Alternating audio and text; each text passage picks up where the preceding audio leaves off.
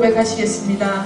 전능하사 천지를 만드신 하나님 아버지를 내가 믿사오며 그 외아들 우리 주 예수 그리스도를 믿사오니 이는 성령으로 잉태하사 동정녀 마리아에게 나시고 본디오 빌라도에게 고난을 받으사 십자가에 못 박혀 죽으시고 장사한 지 사흘 만에 죽은 자 가운데서 다시 살아나시며 하늘에 오르사 전능하신 하나님 우편에 앉아 계시다가 저절로서 산 자와 죽은 자를 심판하러 오시리라. 성령을 믿사오며 거룩한 공예와 성도가 서로 교통하는 것과 죄를 사하여 주시는 것과 몸이 다시 사는 것과 영원히 사는 것을 믿사옵나이다. 아멘.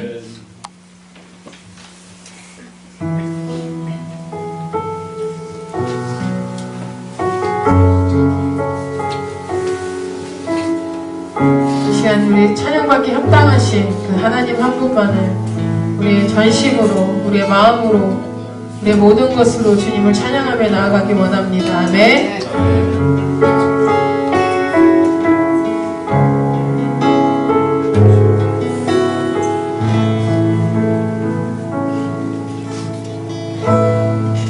나 주를 경배하리 엎드려 절하며 고백해 주 나의 하나님 오 사랑스러운 주님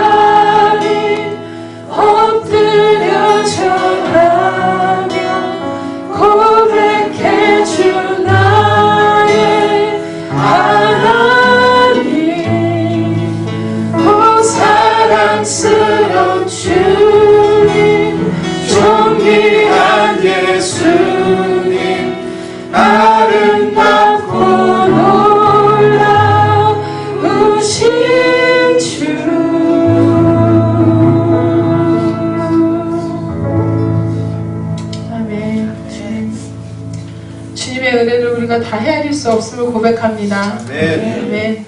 그 주님의 은혜가 우리 가운데 흘러넘쳐 차고 넘쳐 정말 그 기쁨이요 그 산 소망이 되신 예수님으로 우리가 가득 채워지길 간절히 소망합니다. 아멘.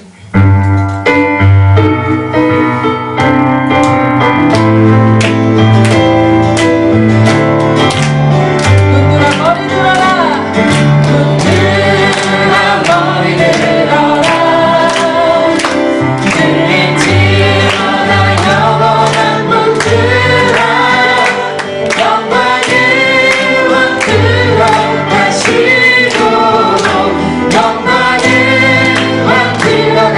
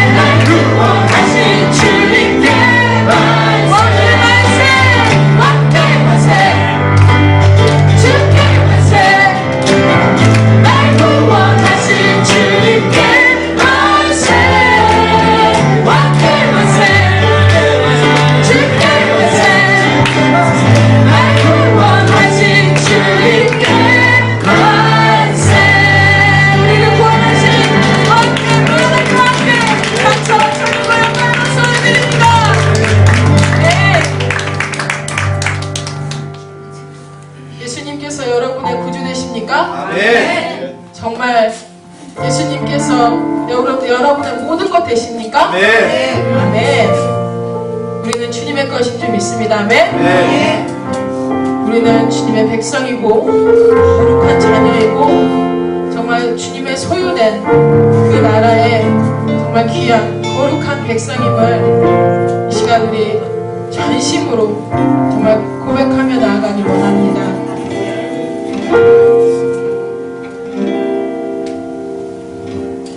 우리는 주의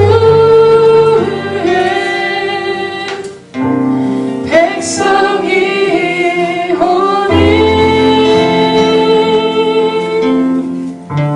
주의 그 이름 선포합니다.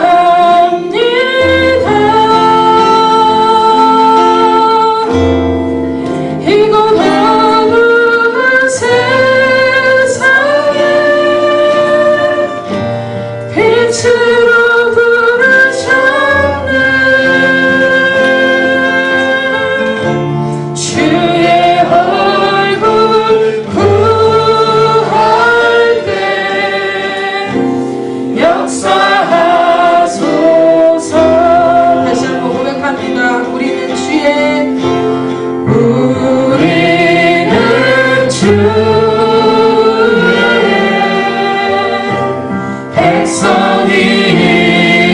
백성이오니 주의 그 이름 선포합니다.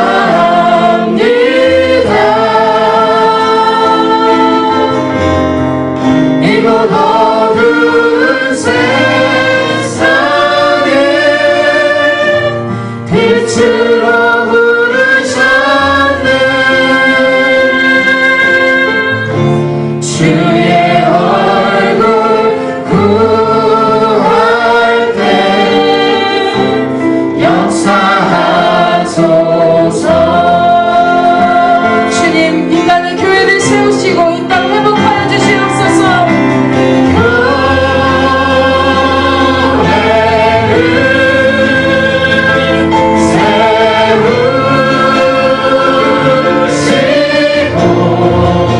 주님,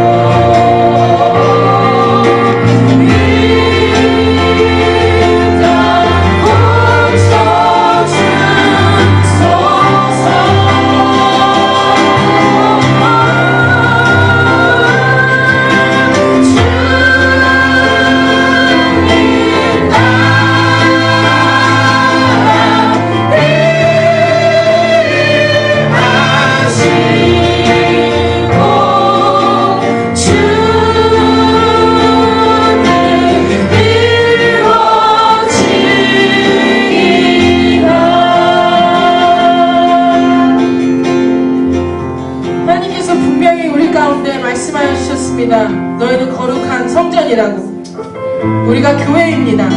우리 이 자리에 모인 각 사람이 교회입니다. 이 교회가 모여 이 건물을 세우고 또 그 교회의 한 지체가 되어서 정말 그 주님의 그 나라의 뜻을 우리가 이뤄가는 그 주님의 도구로 사용받는 정말 귀한 존재들입니다. 이 시간 우리 기도하기 원합니다. 하나님, 내가 정말 하나님의 백성으로, 하나님의 그 구별된 것으로 정말 세상 사람들과 같지 아니하고 구별된 삶을 살게 하여 주시옵소서. 그리하여서 정말 하나님의 나라에 정말 귀하게 쓰임받는 하나님의 자녀가 되게 하여 주시옵소서. 하나님의 소유된 것이 되게 하여 주시옵소서. 이 땅을 회복시키는데 정말 주님이 쓰시는 내가 되게 해 주시옵소서라고 이 시간 주여 한번 부르고 기도하며 나아가겠습니다. 주여!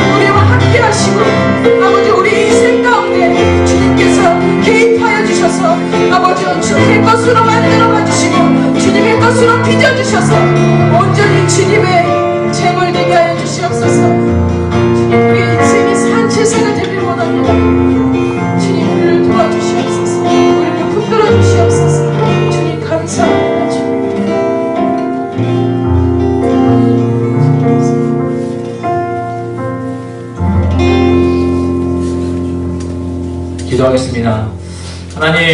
하나님께서 이 땅 가운데 하나님의 교회를 세워주시고 또한 하나님께서 예수님의 피를 통하여서 이 교회들을 성결케 하시고 하나님의 그 성결케 하심을 통하여서 많은 영혼들을 구원케 하시고 하나님의 그 나라를 완성케 하여 주심에 하나님 감사드립니다. 하나님 우리가 바라본데는 우리가 참으로 교회들이 하나님 참으로 이 세상적인 어떤 물질 문화와 어떤 것들에 인하여서 흔들리고 좌절하는 것이 아니라 거기에 수확하는 것이 아니라 이제 우리가 참 하나님 나라에 속할 수 있는 이 교회들이 될 수 있도록 하나님 도우시고 인도하시옵소서. 하나님 이 교회들이 참 성격해 되기를 원합니다. 진실케 되기를 원합니다. 예수님의 그 보혈의 사랑이 각 교회마다 함께하기를 간절히 소망합니다. 우리가 기도하며 하나님께서 우리 가운데 행하실 하나님 그 일들, 이 교회를 성격케 하는 그 일들을 우리가 기도하며 바라할 수 있도록 하나님 도와주시옵소서. 특별히 아버지 하나님, 리바럴 처치를 이곳에 세워주셨습니다. 하나님 이 교회를 축복하여 주셔서 이 교회를 통하여서 하나님 많은 영혼들이 구원을 되어지며 하나님 이 교회를 통하여서 하나님 나라가 확장되어지며 이 교회를 통하여서 하나님의 그 영광이 온 땅 가운데 선포될 수 있도록 하나님 도와주셔서 우리가 해야 할 일은 정말 우리가 세상의 어떤 것들에 우리가 휩쓸리고 좌절하고 넘어지는 것이 아니라 믿음으로 이겨내며 왕이신 예수 그리스도를 우리가 믿음으로 고백하며 우리가 굳건히 서서 하나님의 나라를 믿음으로 고백하며 그 하나님 예수 그리스도의 그 발걸음을 따라하는 것임을 고백합니다. 하나님 우리 리발로 주하신 성도님들이 그런 예수님의 그런 발걸음을 따라서 한 걸음 한 걸음 나갈 수 있도록 하나님 도와주시옵소서. 하나님 이 12월에는 참으로 아버지께서 예수님께서 참으로 이 나신 이 날이 있음을 고백합니다. 하나님 이런 날들이 예수 그리스도 나신 이 성찬절이 이 크리스마스가 하나님 그냥 세상적인 그런 어떤 것들에 나에서 축제를 보내버리는 것이 아니라 예수 그리스도의 그 나심에 감사하며 기뻐하며 그를 즐거워할 수 있는 그 날들이 될 수 있도록 하나님 도와주셔서 우리가 그렇게 준비되어질 수 있도록 하나님 도와주셔서 들떠서 무엇인가 하나님을 바라보지 못하고 그 다른 것에 바라보며 즐거워하지 않게 하나님 도와주셔서 우리의 구원하심에 감사하며 그 구원하신 예수 그리스도가 탄생하신 것을 기뻐하며 감사할 수 있는 이 주간이 될 수 있도록 이 12월이 될 수 있도록 하나님 도와주셔서 이 예배를 함께 하시고 하나님 예배 가운데 하나님의 영광이 충만하게 임하기 원합니다. 성령의 그 기름 부으심이 하나님 이 예배 가운데 함께하기 원합니다. 여기만 아버지 이 성령의 기름 부으심이 넘치는 것이 아니라 참으로 우리의 교회 문지방을 넘어서 우리가 참으로 세상을 섬기며 하나님 참으로 미국 땅을 섬기며 미국 땅을 섬길 수 있는 귀한 교회가 될 수 있도록 하나님 도와주셔서 우리 주께서 하실 일이십니다. 하나님께서 하실 일이십니다. 우리 그저 하나님께 나와서 기도할 수밖에 없는 존재들인 고백합니다. 하나님 이 교회를 사용하시고 이 교회를 통하여서 하나님의 영광이 선포되시길 소망합니다. 예수님 이름으로 기도합니다. 하나님 말씀입니다. 레위기 1장 1절로 9절 말씀입니다. 찾으신 줄 알고 한 절씩 저와 여러분들이 큰 목소리로 교독하도록 하겠습니다. 여호와께서 회막에서 모세를 부르시고 그에게 일러 가르사대 이스라엘 자손에게 여호와여 너희 중에 누구든지 여호와께 예물을 드리려거든 생축 중에서 소나 양으로 예물을 드릴지니라. 그 예물이 소의 번제이면 흠없는 수컷으로 회막문에서 여호와 앞에 연락하시도록 드릴지니라. 그가 번제물의 머리에 안수할지니 그에게는 연락되어 그를 위하여 속죄가 될 것이라. 그는 여호와 앞에서 그 숫송아지를 잡을 것이요 아론의 자손 제사장들은 그 피를 가져다가 회막문 앞 한 사면에 뿌릴 것이며 그는 또 그 번제의 생에 가죽을 벗기고 각을 뜰 것이요 제사장 아론의 자손들은 단 위에 불을 두고 불 위에 나무를 벌려놓고 아론의 자손 제사장들은 그 뜬 밭과 머리와 기름을 단 미불 위에 나무에 버려놓을 것이며 읽겠습니다. 그 내장과 정령이를 물로 씻을 것이요 제사장은 그 전부를 단 위에 불사와 분리를 삼을지니 이는 화제가 여호와께 흥겨운 냄새니라. 아멘. 그럼 이스라엘 백성들이 가장 소중하게 여기는 게 여러분 뭡니까? 여러분 이스라엘 백성들이 가장 소중하게 여기는 거 여러분 혹시 토라라고 들어보셨습니까? 토라. 네. 여러분 토라가 뭡니까? 그러면? 네? 예, 맞습니다. 우리 성혜진 자매님이 정확히 맞춰주셨는데 예.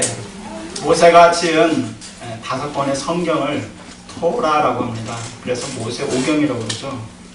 여러분 모세 오경, 모세가 지은 5권의 성경책이 뭡니까? 창세기, 출애굽기, 레위기, 민수기, 신명기입니다. 오늘 본문에 나와 있는 레위기가 그 중에 하나죠. 여러분 이 중에서 이스라엘 사람들이 자기 자녀들에게 제일 먼저 가르치는 성경이 혹시 뭔지 아십니까? 네? 창세기? 네? 레위기요? 또 신명기? 예. 레이기라고 하신 분은 아주 눈치가 굉장히 빠르신 것 같아요. 오늘 본문이 레이기니까요. 네. 좀 의외죠. 실제로 레이기를 가장 먼저 가르친다고 그래요. 좀 의외죠. 레이기 하면 여러분들 레이기 아마 있다가 잠에 빠지신 분들이 많았을 것입니다. 사실 쉽지 않아요. 레이기 읽는다는 게. 그런데 그 이유를 좀 들어보면 그럴 만한 이유가 있다는 것을 우리가 알 수가 있는데요. 보통 세상에서도 우리 아이들에게 가장 먼저 가르치는 게 뭡니까? 아마 부모들은 좀 더 이해 잘 하실 거라고 생각이 드는데요. 우리 세상에서도요, 우리 아이들에게 가장 먼저 가르치는 게 뭡니까? 네? 설마 돈 버는 법을 가르치시는 부모는 없겠죠? 아무리 돈이 좋다고 해도. 보통은 가장 먼저 가르치는 것이 기본적인 것을 먼저 가르치죠. 그게 뭐냐면 주로 매너죠, 매너. 사람과 만나 더불어 사는 법, 곧 매너를 가르쳐요. 그렇기 때문에 인사하는 법을 가르치고요. 그래서 우리 배등사님이 아주 길을 아주 잘 가르쳤어요. 저만 보면 길가 인사를 꾹꾹 합니다. 네. 너무 인사하는 법을 잘 가르쳐가지고 저를 볼 때마다요 인사를 꾹꾹 해요. 네. 인사하는 법을 가르칩니다. 그리고 가족이나 다른 친구들을 어떻게 대해야 되는지, 어떻게 가족을 대하고 또 친구들을 대해야 되는지, 그런 더불어 사는 법을 가르쳐줘요. 이게 매너죠. 왜 그렇습니까? 그래야만 세상에서 우리가 행복하게 살 수 있기 때문에 그래요. 더불어 사는 법을 배우지 못하면 우리가 세상에서 어떻습니까? 삶이 힘들죠. 네. 서로 사람과 사람 사이에 부딪히니까 힘들어요. 레위기가 바로 이런 기본적인 내용이 들어있는 성경책인데요. 레위기는 사람보다 더 중요한 하나님을 만나는 방법이 이 레위기 안에 들어있어요. 하나님과 관계를 맺는 방법을 가르쳐주고 있는 성경이 바로 레위기예요. 더불어서 사람과도 어떻게 관계를 맺고 살아야 되는지 그 방법을 구체적으로 제시해주고 있는 것이 바로 여러분 레위기입니다. 그래서 예수님은 이것을 한 문장으로 요약해서 이렇게 말하고 있어요. 마가복음 12장 30절, 31절에 보시면 레위기를 요약해서 예수님이 한 문장으로 이야기하고 있습니다. 아마 여러분이 들으시면 아마 잘 이해하실 거라고 생각이 돼요. 마가복음 12장 30절, 31절입니다. 제가 한번 읽어드릴게요. 내 마음을 다하고 목숨을 다하고 뜻을 다하고 힘을 다하여 주 너의 하나님을 사랑하라 하신 것이요. 둘째는 이것이니 내 이웃을 내 몸과 같이 사랑하라 하신 것이라. 이에서 더 큰 계명이 없느니라. 하나님을 사랑하고 이웃을 사랑하라. 그런데 문제가 있어요. 이 말씀이 때로는 우리에게 그리 반갑지 않을 때가 있다는 것이에요. 안 그러신 분한테는 죄송합니다. 근데 하나님을 사랑하라, 그리고 이웃을 사랑하라, 이 말씀을 참 많이 들었고 알고 있는데 이 말씀이 때로는 그리 반갑지 않을 때가 있어요. 머리는 알겠는데 때로는 왜 그래야 되는지, 나 하나조차도 사랑하는 것도 벅찬데 꼭 그래야 되나 이런 생각이 들 때도 있어요. 보통 이런 현상은 우리 안에 사랑이 식어지고 또 그 사랑이 우리의 심령 속에서 사라져갈 때 많이 나타나는 현상입니다. 그러니까 혹시나 여러분이 하나님을 사랑하라, 이웃을 사랑하라 이런 말씀을 들었는데 여러분 그냥 그 말씀이 전혀 감동도 없고요. 또 혹여나 왜 그래야 되나? 나 하나조차도 힘든데 내가 왜 꼭 하나님을 사랑해야 되고 내가 이렇게 왜 이웃을 원수 같은 사람도 내가 사랑해야 되나?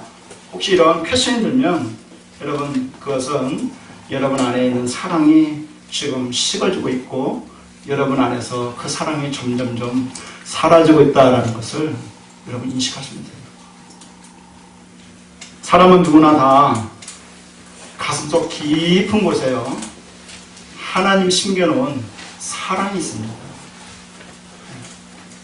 그래야만이 하나님하고 이 릴레이션십을 갖고 사랑을 주고받을 수 있기 때문에 우리 안에는 그 사랑이 심겨져 있어요. 그런데 문제는 죄로 말미암아 그 사랑이 내면 깊은 곳에 그냥 갇혀 있다는 거예요. 그리고 그 사랑이 갇혀 있다 보니까 식어져 버려요. 마치 없어진 것처럼. 그렇게 사람들은 사랑받고 싶어하고 또 사랑하고 싶어 할지라도 그렇지를 못합니다.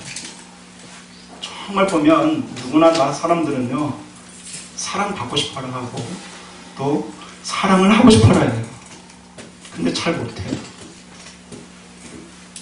마음은 원하지만 삶의 현장에서는 그렇지 못합니다.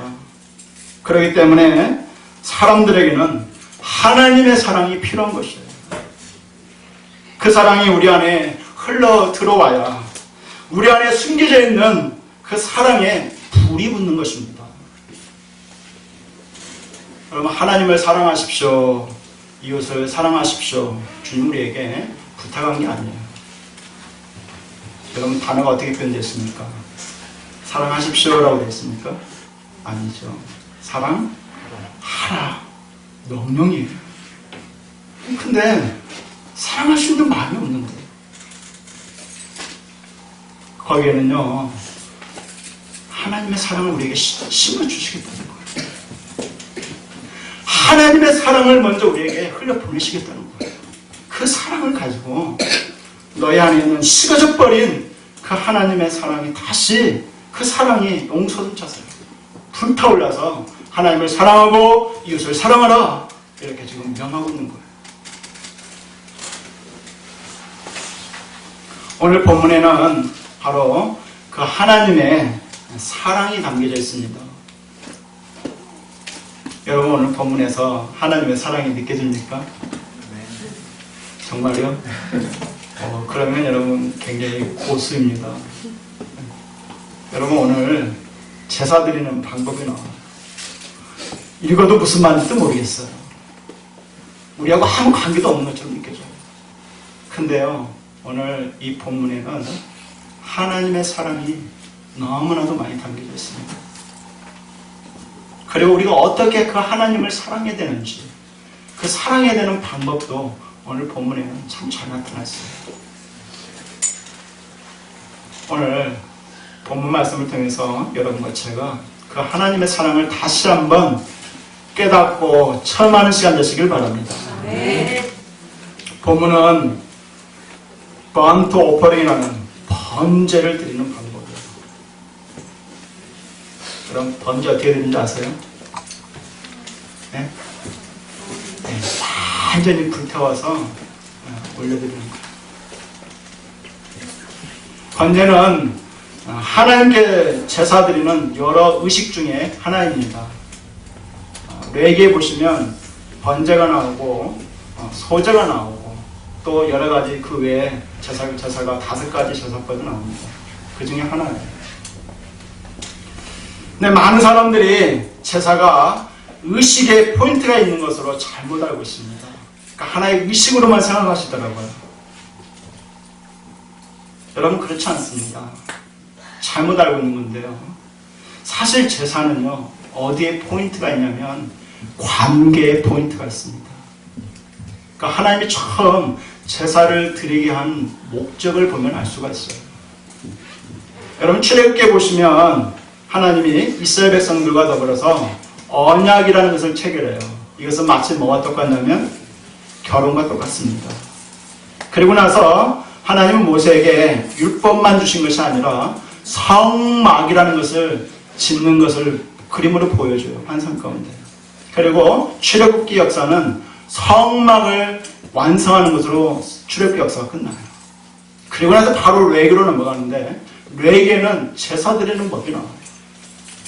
이 제사라는 건 뭐냐면, 여러분, 인간은 연약하고 허물이 많기 때문에 죄를 안 짓고 살 수가 없습니다. 그런데 문제는 죄가 하나님과의 관계를 깨버린다는 거예요. 여러분, 지금 하나님과 결혼해서 성막이라는 곳에서 하나님과 우리 사람이 만나는 장소예요. 그래서 회막이라는 단어를 썼어요. 하나님과 우리 사람이 만나는 곳이다 이 말이에요. 마치 거기는 에덴 동산처럼 하나님과 우리가, 신랑이신 하나님과 신부인 우리가 그곳에서 신혼방과 같은 곳이에요. 그런데 관계라는 게 중요하잖아요, 부부 사이에는. 그런데 죄를 짓잖아요, 사람이. 근데 그 죄라는 것이 그 관계를 깨버려요. 그러면 하나님과, 거룩하신 하나님과 죄인인 인간이 그 성막에서 같이 만날 수가 없잖아요. 그래서 그 죄 문제를 해결하는 방법으로 하나님이 우리 인간에게 주신 하나의 의식이 있는데, 그게 뭐냐면 제사예요.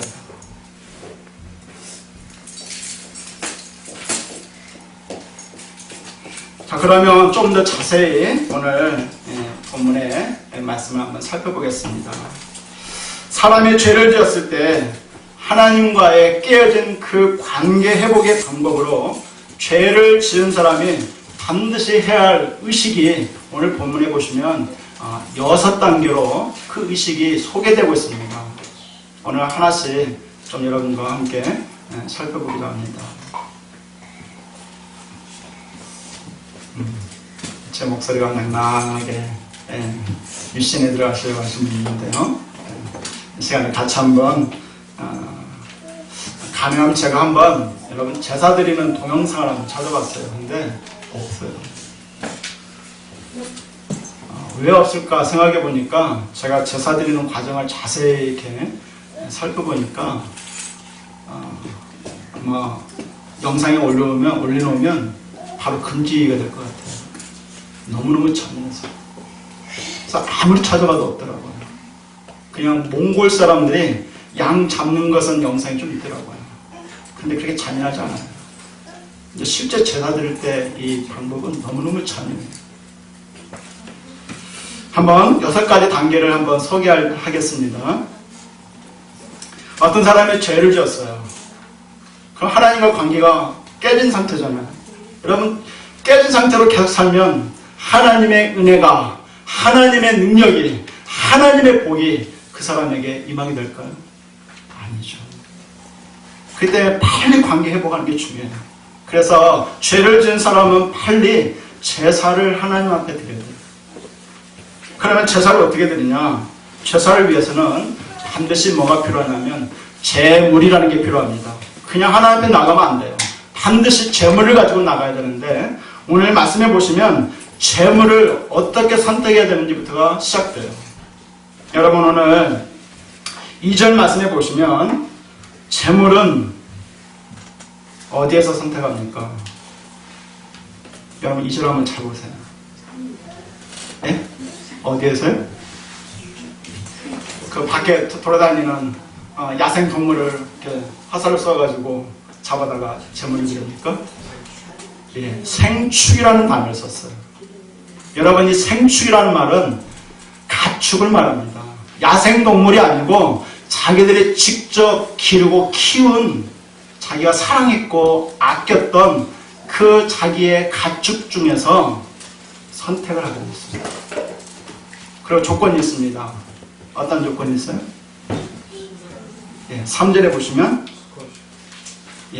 3절에 보시면 흠 없는 수컷으로라고 기록되어 있어요. 흠이 없어야 됩니다. 그리고 수컷이어야 돼요. 여러분, 흠이 없다는 것은 어떻습니까? 가장 좋은 것을 의미하죠. 몸에 흠집 하나 없어야 돼요. 그러니까 얼마나 잘 기르고 키우고 보존한 그런 가축이겠어요. 가장 좋은, 가장 최상품의 그런 가축이에요. 그 중에 하나를 선택을 해요. 어찌 보면 이 주인이, 제사를 드리러 가는 그 주인이 가장 아꼈던 짐승 중에 하나일 수도 있어요. 그 다음에 이제 두 번째가 있습니다. 이제 그 생축 중에서 흠없는 수컷을 선택하고요. 그 다음에 그걸로 이제 끝나는 게 아니라 두 번째 단계에 들어가는데, 그 제물은 오늘 말씀 3절에 보시면 반드시 어디에서 드리게 되어 있냐면 회막문에서 여호와 앞에 드려야 합니다. 어디에서요? 네, 회막문이요. 이 회막은 성막을 말합니다. 그러면 지금 성막은 여러분 이스라엘에 몇 군데 있습니까? 네? 성막이 몇 군데 있어요?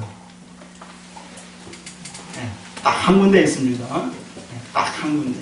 이스라엘 전체에 딱 한 군데 있어요. 그러면 다행히 가까이에 사는 사람은 금방 그 재물을 가지고 갈 수 있겠지만, 예를 들어서 먼 곳에 있다고 한다면 어떻습니까? 상당한 시간을 걸려서 가야만 돼요. 그 재물을 끌고 가야만 되는 상황이에요.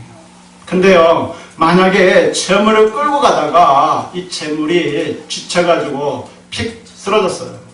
쓰러지면서 길가에 있는 돌에 부딪혀가지고 상처가 났어요. 여러분, 그럼 어떻게 해야 됩니까? 다시 집으로 컴백해야 돼요. 왜요? 흠이 생겼잖아요.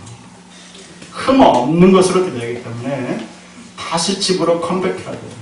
그래서 다시 흠 없는 수컷을 선택해서 다시 또 데리고 가야 돼요.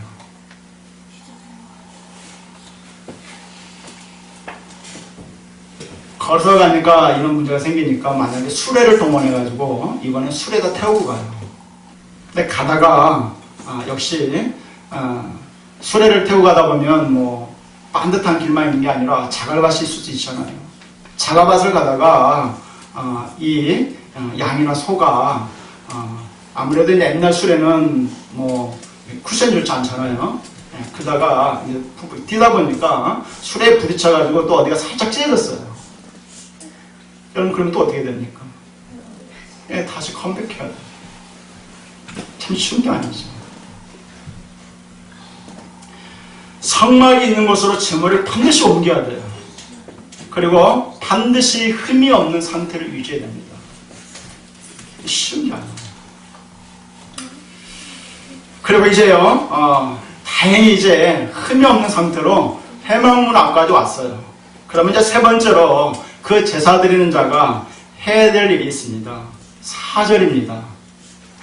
그러면 어떻게 합니까? 그가? 네, 번제물의 머리에 안수한다고 했어요. 여러분, 안수라는 말 아시죠? 제가 가끔씩 여러분 머리에 손을 얹지 않습니까?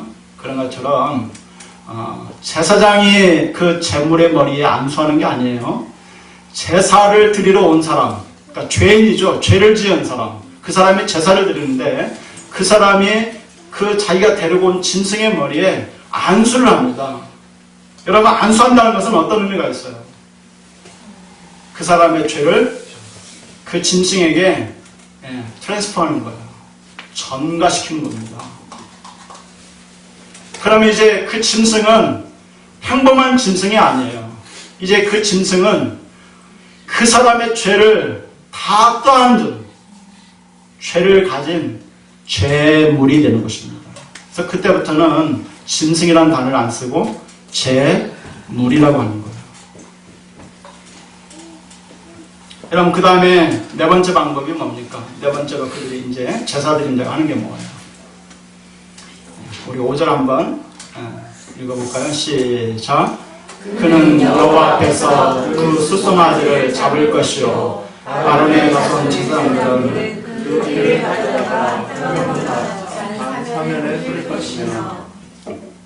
예. 전문적으로 짐승을 잡는 사람이 아니에요. 그냥 평범한 사람입니다. 여러분, 제사 드리는 것은 남자만 드리는 것이 아니라 여자도 드릴 수가 있어요. 자기의 죄 문제를 해결을 받아야 되는 사람이기 때문에요. 그러면 예를 들어서 지금 제 앞에 우리 혜진자매가 있는데, 혜진자매가 죄를 졌어요. 소는 너무 비싸니까 못 드리고 아마 양 한 마리 정도는 드리지 않겠나 싶어요. 그러면 집에서 잘 키운 양 한 마리를 데리고 회원문에 갔어요. 그리고 안수를 했어요. 그리고 이제 뭐 해야 됩니까? 칼을 들어야 돼요. 누가요? 예, 혜진자매가 칼을 들어야 돼요. 제사장이 잡아주는 게 아니에요. 다른 사람이 도와주는 게 아닙니다. 혜진자매가 칼을 들어야 돼요. 근데 어디를 찌르라는 것은 좀 방향 제시를 해줍니다. 주로 세 군데를 찌른다고 하더라고요. 하나는 미간 여기 있죠. 눈과 눈 사이에 있는 여기를 찌르는 방법이 있고요. 첫 번째 방법은.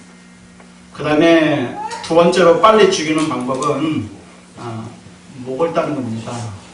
목을 따서 이렇게 흐르는 그런 혀를 자르는 거니까요.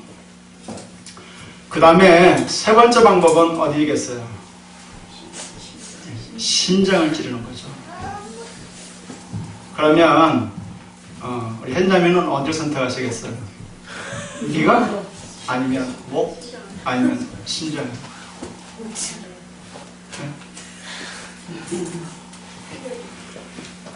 미간을 선택하면요, 칼을 이렇게 잡아야 됩니다. 칼을 이렇게 잡고 눈과 눈 사이에 있는 미간을 정확하게 찔러야 돼요. 선교단체 중에 YM이라는 선교단체가 있습니다. 그 YM이 운영하는 대학이 두 군데가 있어요. 하나는 하와이 열방대학이 있고 또 하나는 우리 한국의 제주도에 열방대학이 있습니다. 그 제주도에 있는 그 열방대학에서는 1년에 한 차례씩 그 신학생들을 대상으로, 그 학생들을 대상으로 그 교장선생님 이하 직원들이 실제로 양을 잡는 행위를 해요. 실제로 번제를 드리는 행위를 하면서 시범으로 보여줍니다. 그 교장선생님이 직접 이 부분을 이렇게 소개한 것을 제가 좀 들어봤는데요. 한 번은 제비뽑기를 해가지고 학생 중에 한 명이 제비뽑기를 해가지고 이제 실제로 시범을 하는 건데요.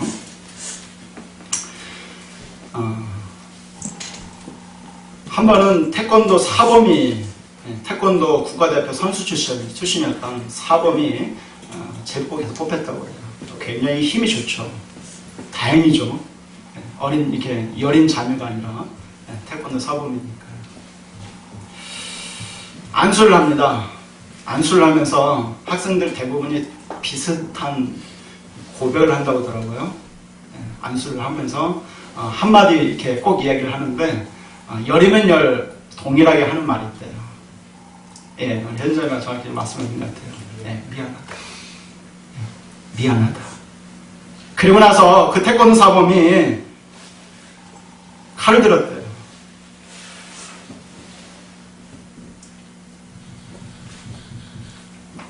그 태권도 사범은 목을 따는 것을 선택했어요. 여러분, 미간을 선택한 사람도 있고 목을 따는 걸 선택한 사람도 있고 심장을 찌르는 걸 선택한 사람도 있어요. 근데 한번 생각해 보세요. 여러분, 미간을 선택했다고 한번 생각해 보세요. 칼을 들어서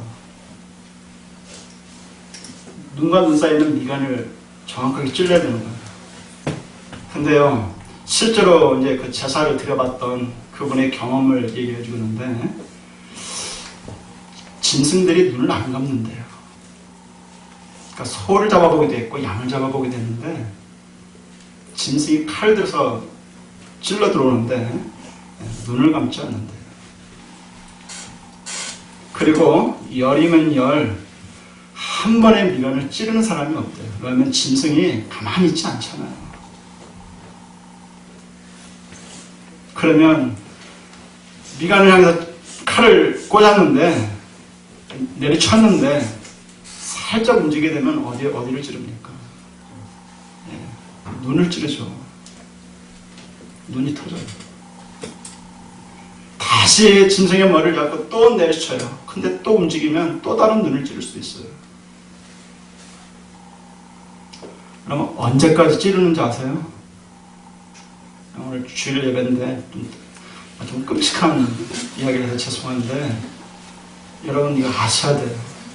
왜 하나님이, 그 거룩하신 하나님이, 그 선하신 하나님이 왜 사람에게 이렇게 끔찍한 행위를 하도록 우리에게 의식을 하라고 말했는지 여러분 아셔야 돼요. 어느 때까지 찌릅니까? 네? 죄물은 죽어야 제사가 성립돼요. 죽을 때까지. 그 태권도 사범이 목을 따는 것을 선택했는데 목을 아무리 따도 이 양이 죽지는 않는 거예요. 여러분 영화 같은 데 보면 한 칼에 목을 베는 그런 영화 많이 보셨을 거예요. 근데 실제로 한 칼에 목을 벨 수 없다고 하더라고요. 아주 고수가 아닌 이상은 한 칼에 목을 베는 사람은 아무도 없대요. 그래서 망나니들도 사형 집행하는 망나니들도 한 방에 목을 못 자르기 때문에 2번, 3번 정도 내려친다고 하더라고요. 그런 전문가들도 한 방에 못 자르는데, 못 죽이는데 어떻게 한 방에 죽일 수 있겠어요? 그 태권도 사범이 몇 번을 했는데도 안 죽어요. 여기 딱 따른 순간에 피가 어떻게 되겠어요? 팍 튀죠. 온몸에 피가 묻어나옵니다. 자기 손에서부터 시작해서 온몸에 피가 먹여요. 실제로 그 형제가 마지막 이렇게 하는 장면을 소개를 해주시는데, 그 형제가 나중에는 도저히 안 돼가지고 손도끼를 옆에서 대주니까 손도끼를 계속해서 내리쳤대요. 근데 내리칠 때 그 형제가 너무 그 장면이 끔찍하니까 막 울부짖으면서 막 고함을 치면서 막 마치 미친 사람처럼 내리쳤다고 해요. 얼마나 끔찍합니까? 근데 분명한 사실은 제사 드리는 자가 그 제물이 죽을 때까지 찌르고 또 찌르고 또 찌르고,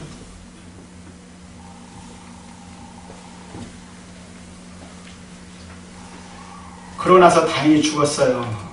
그러면 그 다음에 5번째 단계에 또 들어갑니다. 5번째 단계는 어떻게 합니까? 6절입니다. 가죽을 벗기고 각을 떼. 예, 가죽을 벗기고 각을 따요. 이거 누가 합니까? 역시 제사 드리는 사람이에요. 계속합니다. 가죽을 벗겨요. 가죽을 벗기는 것까지는 좀 그래도 it's okay. 근데 2번째가 뭐냐면 각을 뜬다는 말입니다. 여러분, 각을 뜬다는 말이 무슨 말인지 아세요? 컷하는 거예요. 조각조각 컷하는 거예요. 뼈 마디 중심으로 다 조각조각. 예를 들면요, 목도 잘라야 되고요, 그 다음에 팔이면 여기 잘라야 되고, 여기 잘라야 되고, 여기 잘라야 되고, 여기 마디마다 다 잘라야 돼요.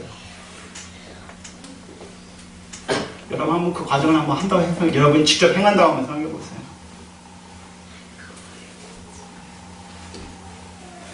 아마 끔찍할 것입니다. 그리고 마지막으로 6번째, 마지막으로 하는 작업이 9절에 보시면 그 내장과 정강이를 물로 씻습니다. 그러면 제사장이 그 전부를 가져다가 불살라서 하나님께 올려줘요. 그러면 완전히 불에 태워서 드릴 때 그 고기 타는 냄새가 어때요? 연기처럼요. 하늘로 올라갑니다.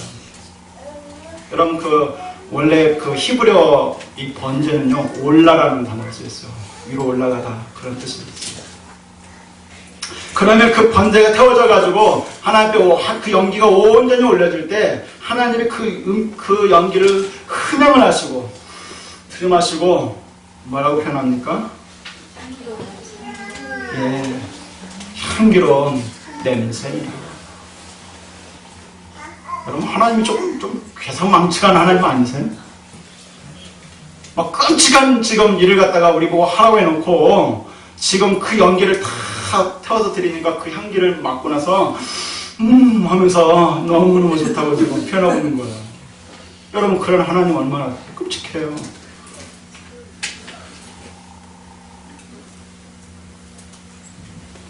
여러분, 오늘 향기로운 냄새라, 이 말은 하나님의 그 번제를 지금 굉장히 기뻐 받으셨다는 의미거든요. 여러분, 오늘 여기 짐승의 죽는 모습 속에서 우리가 생각해 봐야 될 게 있어요. 여러분, 이것은요, 첫째는 죄가 얼마나 무서운 것인가를 우리로 하여금 보여주기 하는 거예요. 여러분, 생각해 보세요. 자기가 오랜 세월 같이 했던 짐승입니다. 가축이지만 자기가 사랑했던 가축이에요.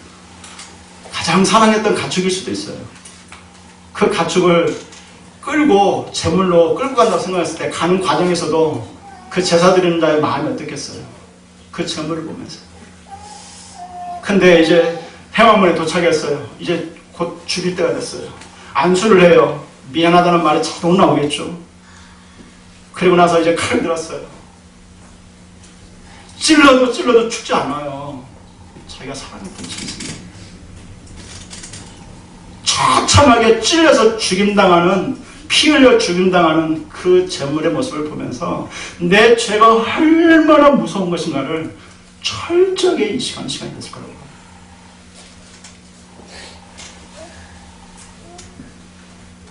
사실은 죄의 결과로 자신이 이렇게 처참하게 끌려가고 자신이 이렇게 처참하게 찔려 죽임당해야 되는데 지금 누가 대신하고 있는 겁니까?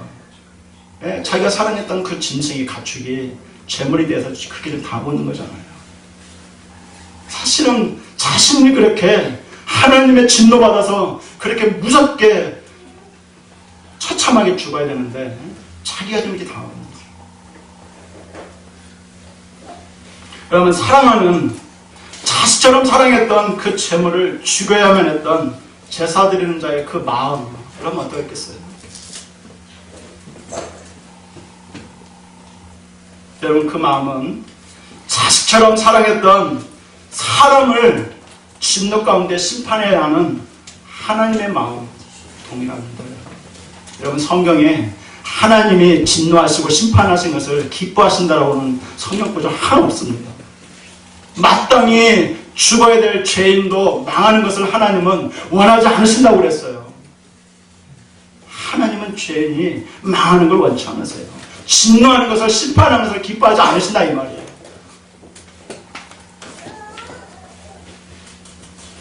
그리고 여기 오늘 이 제물은요, 여러분 누구를 상징하는지 아십니까? 여러분, 오늘 제물은 누구를 상징해요? 예, 십자가에서 제물이 되어 죽으신 예수 그리스도를 상징하고 있다는 사실이에요.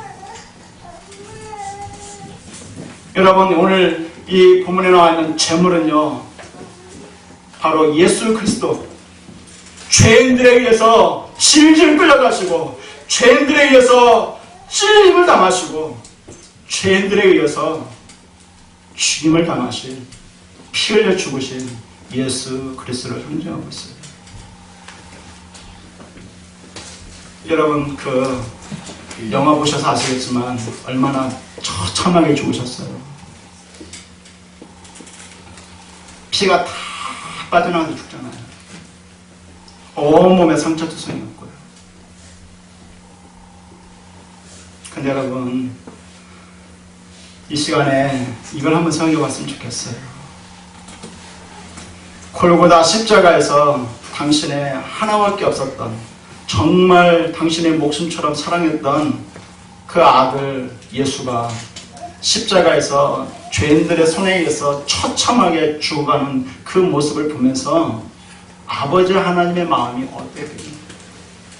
여러분, 자식을 가진 부모들의 마음 여러분 아시잖아요. 여러분의 자식이 십자가에서 처참하게 그렇게 죄인들의 손에 의해서 죽어가는 그 모습을 보면서 여러분 어떤 마음이 들겠냐고요. 그 죄인들을 향해서는 아마 분노가 막 치밀어 올랐을 것입니다. 그 죄인들을 향해서는. 그리고 그 예수를 향해서는 그 아버지의 마음이 정말 심장이 멎을 것 같은 그런 가슴이 찢어지는 고통이 있었을 거예요.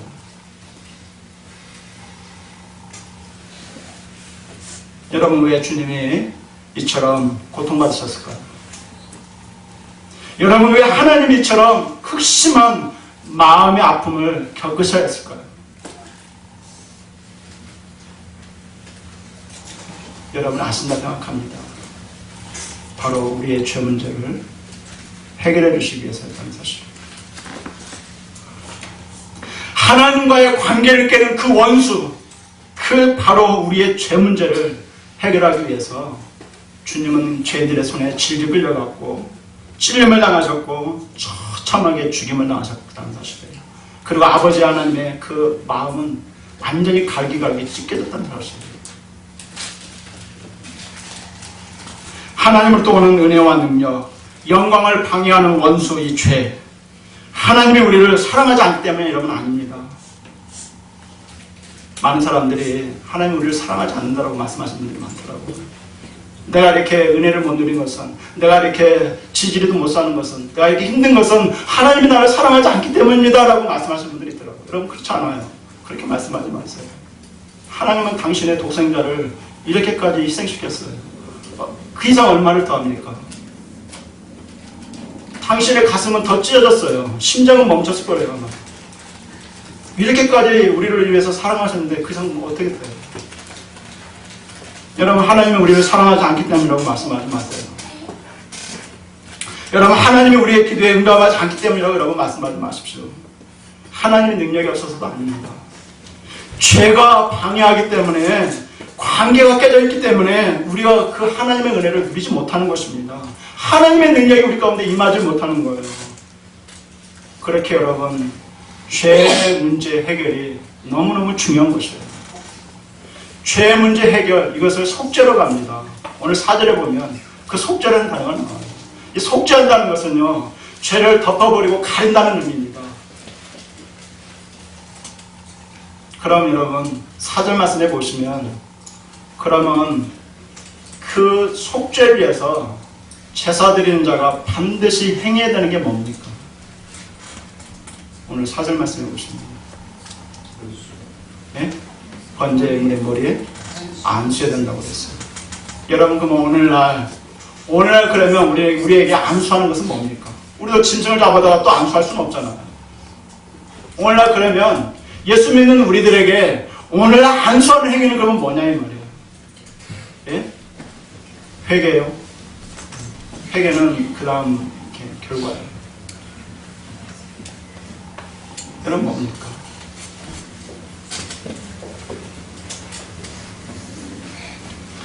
여러분 오늘 안수한다는 의미는 믿음과 관련이 있습니다. 여러분 머리 안수한다는 것은 두 가지 의미가 있는데요. 잘 들어보세요. 첫 번째는 나의 죄가 그 대상에게 트랜스퍼 되는 거예요. 죄가 전가되는 데 의미가 있어요. 여러분 오늘 안수한다는 것은 오늘 어떤 의미가 있냐면 예수님이 나의 죄를 다 가져갔다는 사실을 믿는 것입니다. 더 이상 죄책감에 빠져 있거나 죄의 결과로 인해 생기는 열매를 여러분 인정하지 않으셔야 돼요. 나는 사랑받을 수 없는 존재다. 또는 쓰임받을 수 없는 존재다. 복을 이룰 수 없는 존재다. 여러분 절대로 이런 생각을 예수 믿으면서도 하면 안 되는 것입니다. 왜 그래요? 이미 예수님께서 여러분의 죄를 다 가져가셨기 때문에 그래요. 오늘날 우리가 안수한다는 것은 바로 나의 죄가 예수님께 다 트랜스퍼 됐다는, 예수님이 다 가져가셨다는 것을 믿는 거예요. 두 번째는 어떤 의미가 있냐면 안수한다는 것은 주님의 그 흠 없음이 나에게 이제 트랜스퍼 됐다는 것을 믿는 것입니다. 여러분 그 제사 드리는 사람이 그 짐승의 머리에 안수할 때 그 사람의 죄가 짐승에게 가고 짐승의 그 흠 없음이, 그래서 반드시 흠 없는 짐승이어야 되는 거예요. 짐승의 그 흠 없음이 누구에게 트랜스퍼 되는 거예요? 그 안수한 사람입니다. 여러분 내 자신의 모습이 어떠하든지 간에, 내 상황이 어떠하든지 간에 나는 이제 사랑받는 자녀가 되었다라는 이 사실을 믿는 거예요. 복을 누릴 수 있는 하나님의 자녀가 되었음을 믿는 거예요. 여러분 이것이 우리가 오늘 행해야 되는 안수예요. 다시 한번 정리합니다. 여러분 안수라는 건 뭐라고요? 믿는 것이다. 나의 죄가 예수 그리스도에게 다 트랜스퍼 됐다는 것을 믿는 거고, 예수님의 그 의로우심이, 흠이 없으심이, 그리고 예수님이 가진 모든 것이 나에게 트랜스퍼 되었다는 사실을 여러분 믿는 것이 오늘날 우리가 안수하는 거예요. 한 예화로 오늘 말씀을 좀 맺고자 합니다. 리오 데제네이로 변두리에 사는 여인이 한 명 있었는데요. 그녀는 굉장히 가난했고요. 흙바닥에서 생활하는 사람입니다. 너무 가난한 적이죠. 그녀의 가장 큰 두려움은 그런 삶보다도 그녀의 아름답고 또 아리따운 딸 문제였어요. 왜냐하면 언젠가 그 딸이 집을 떠나 리오데제네이로 더 나은 삶을 찾으러 떠날 것을 알고 있었기 때문입니다. 아마 수없이 딸이 그런 말을 했었던 것 같아요. 나는 더 이상 이렇게 살고 싶지 않아. 엄마 나 이렇게 안 살고 싶어. 나 리오로 떠날 거야. 그 딸이 떠날 것을 알고 있었기 때문에 두려워했어요. 그리고 그녀는 딸에게 떠나서 무슨 일이 일어날지도 알고 있었어요. 어느 날 집에 돌아온 그녀는 딸이 사라진 것을 보게 됩니다. 식탁 위에 남겨진 메모는 이렇게 적혀 있었어요. 삼다운 삶을 살기 위해 리오로 갑니다. 무슨 일이 그 딸에게 일어날지 너무나도 잘 알고 있었던 이 어머니는요, 가지고 있던 모든 돈을 모아서 버스를 타고 리오로 향해 갑니다. 딸이 있는 리오로요. 그리고는 작은 사진관에 들어가 수중에 있었던 모든 돈을 다 써서 자신의 사진들을 만들기 시작해요. 사진을 찍어서 만드는 거예요. 리오에 들어간 어머니는 몇 달을 거기서 지내면서 모든 모텔, 모든 레스토랑들, 그리고 모든 영화관들, 모든 디스코텍들, 모든 것들을 찾아다녀요. 딸을 찾아서. 그녀는 가는 곳마다 그녀의 사진을 둡니다. 사진을 붙입니다. 결국 가지고 있던 돈을 다 쓴 그녀는 집에 돌아올 수밖에 없었는데요. 어느 날 밤 딸이 한 모텔의 계단을 내려가고 있는 도중이었습니다. 혼자가 아니었죠. 남자와 같이. 그녀는 창녀가 된 것이었어요. 그녀의 얼굴은 15년은 더 늙어 보였고 계단을 내려오고 있던 그녀는 죽을 것만 같은 심정이었습니다. 하지만 눈을 들어 거울을 바라볼 때 얼마나 자기가 나이가 들었는지를 볼 때 무엇인가 그녀의 눈길을 이렇게 하는 것이 있었어요. 눈길을 끄는 것이 있었습니다. 거기에는 그녀의 엄마 사진이 놓여 있었던 것인데요. 그녀는 그 사진을 찾습니다. 믿을 수가 없었죠. 깜짝 놀랐죠. 그리고 사진을 뒤로 돌려봅니다. 네, 사진 뒤에 그녀는 이 글을 보게 돼요. 엄마가 친히 쓴 글인데요. 네가 무엇이 되었든지 상관하지 않는다. 그리고 네가 무엇을 했든지 상관하지 않는다. 제발 집으로 돌아오려.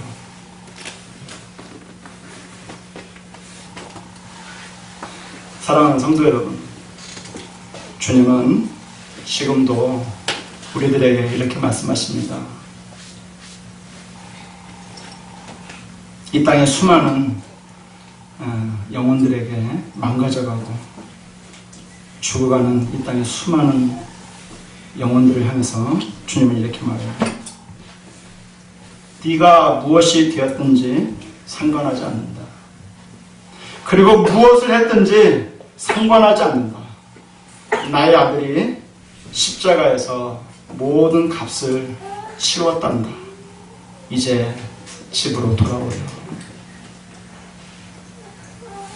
이 음성이 여러분의 귓가에, 이 음성이 여러분을 통해 이 딸처럼 방황하는 수많은 영혼들에게 흘러 들어가기를 주의 이름으로 축원합니다. 우리 시간에 같이 기도하겠습니다.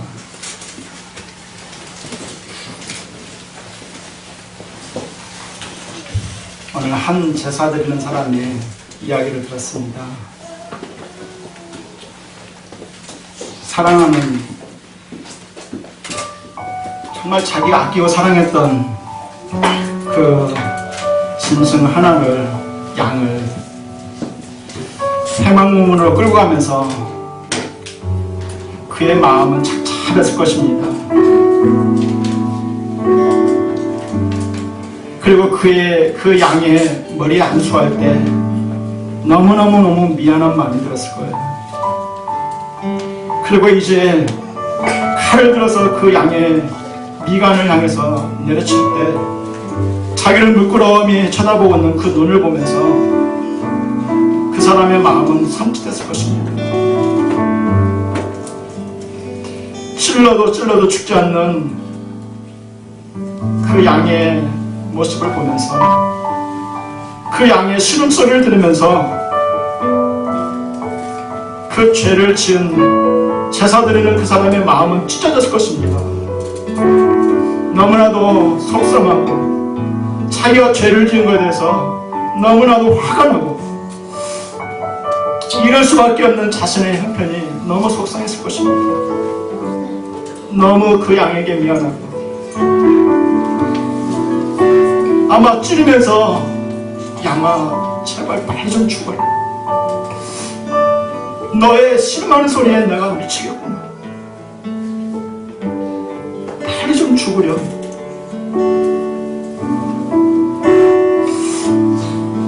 이런 경험이 있었던 그 사람은 다시는 죄를 짓지 않으려고 아마 몸부림쳤을 거라고 저는 확신합니다. 오늘 그 양의 모습이 사실은 우리의 모습이 되는 사람들입니다.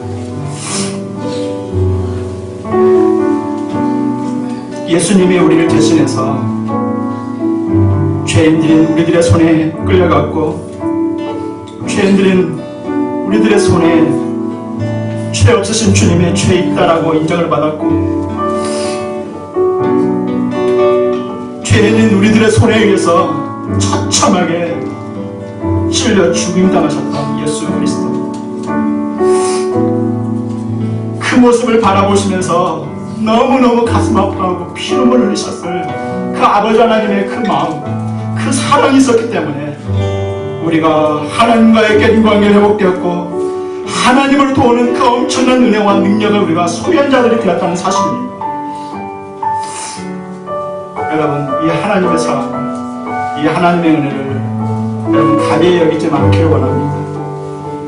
하나님은 우리를 사랑하지 않는다, 여러분 그렇게 말씀하지 않기를 원합니다. 이렇게까지 우리를 사랑하셨는데 하나님은 어찌 우리에게 응답하지 않으시겠어요? 우리 시간에 그 하나님의 사랑을 기억하면서 하나님 앞에 감사의 고백, 찬양의 고백이 이 시간에 있기를 원합니다. 그리고 다시는 이런 끔찍한 죄를 짓지 않겠노라. 여러분, 가장 무서운 죄는요, 우리가 살면서 짓는 죄 문제가 아니에요. 이런 예수를 믿지 않는 것이 가장 무서운 죄인 것입니다. 이런 예수를 우리가 주변의 사람들에게 소개하지 못하는 것이 죄예요. 주님의 마음을 몰라주는 거잖아요. 우리 시간 하나님 앞에 오늘 말씀 생각하시면서 기도하는 시간 갖도록 하겠습니다. 기도하겠습니다. 아버지 하나님, 오늘 주님의 모습을 보았습니다. 아버지 하나님의 죄가 얼마나 끔찍한 것인가, 우리의 죄가 얼마나 무서운 것인가를 다시 한번 잠시 생각해 보았습니다. 우리는 아버지 하나님, 너무나도 죄에 대한 실각을 아버지 하나님, 우리는 너무나도 주님의 정말 우리는 너무 비상적으로 있습니다. 얼마나 주님이 죄인들의 손에 끌려 얼마나 처참하고 얼마나 처참하게 징질 끌려 우리는 너무 비상적합니다. 그 주님의 사랑에 우리는 너무나도 비상적합니다. 주의 사랑, 우리는 너무나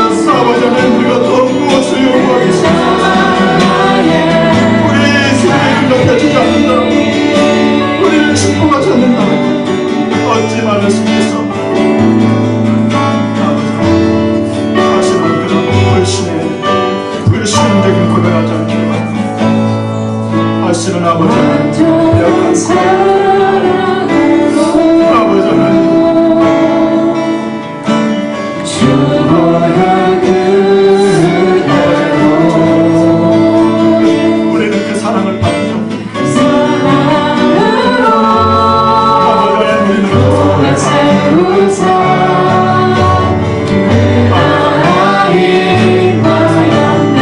하나님의 성자들 되게 도와주시고 그 사랑을 사랑하는 자들 되게 도와주시고 그 사랑을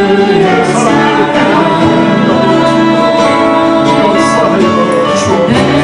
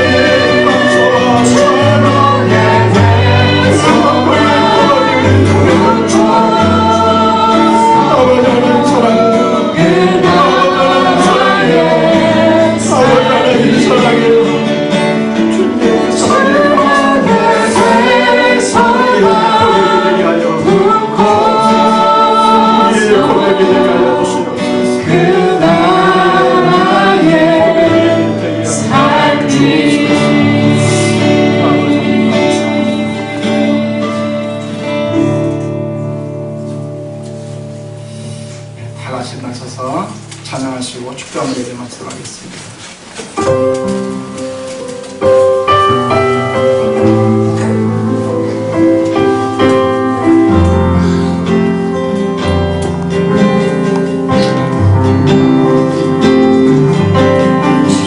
주님 다시 오실 때까지 나는 이 길을 가리라.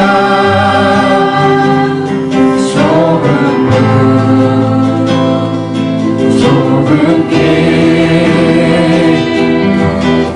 나의 십자가 지고 나의 가는 이 길